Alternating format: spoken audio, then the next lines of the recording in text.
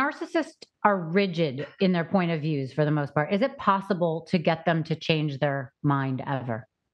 I don't know. If you give me 20 of them, 5 years, a Guantanamo Bay style prison camp, and you waive their human rights, and I have an unending amount of psychedelic drugs to pump into them, maybe. Mm. I don't, I mean, all I can say is like normal dialogue, which is what talk therapy is. Talk therapy is wonderful, but Mm. and can work very well, but it requires two consenting adults with the same objective to be Yeah. open and vulnerable, and that's not going to happen with a narcissist or somebody with NPD. So I don't know how to do it because their whole personality structure is rooted in a stubborn, rigid denial of reality. Like the core of their being is no. Right. Keep reality out. So you come along and you say, hey, have you thought maybe you could be less of a dick all the time? And their first response is just no. Right. I'm perfect. You have the problem. And if you Right. say all of your family and friends think the same way, it's a really simple answer. They go, well, I'm perfect. So therefore, all of my family and friends are engaged in a conspiracy against me. Right. And anybody who's been with a narcissist will recognize that the tone and the style I've adopted for that. It feels the same.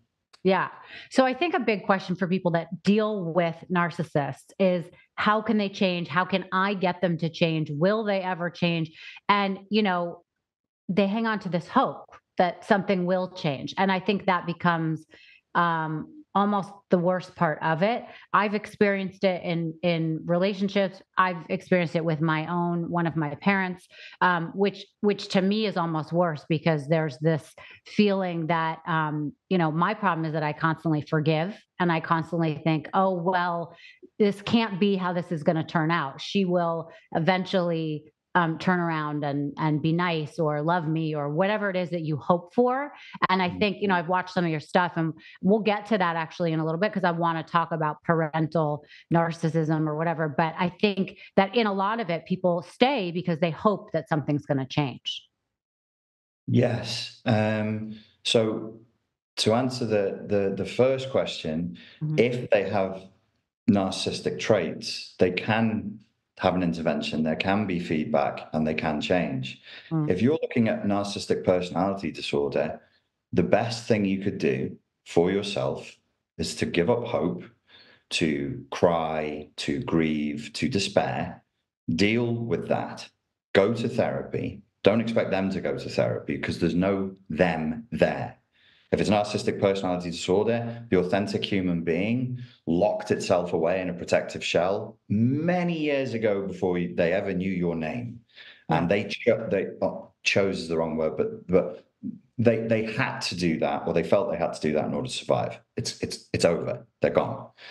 Um, many victims of narcissistic abuse can end up entrained into codependency through this hope betrayal, hope betrayal, hope betrayal cycle. And Yeah. what they're hoping for is to see the good split. So because the person is split and there's this wonderful, charming, fawning, seductive, kind side to them that wants to please you, that's what we hope for. And we hope the bad version of them never returns. Mhm. And so we, sorry to say to the people who have been in these relationships, we start to go mad with them Mm. because they're split. So we relate to them in a split way. We start splitting them and we start recording the good and the bad memories, I claim, separately.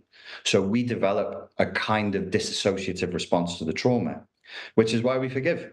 because you're not associating to all the bad things they did. You associate to the good things the good side of them pretends to do, and you leave the bad stuff in another place, which means that the therapeutic hill to climb is quite long and quite steep in truth.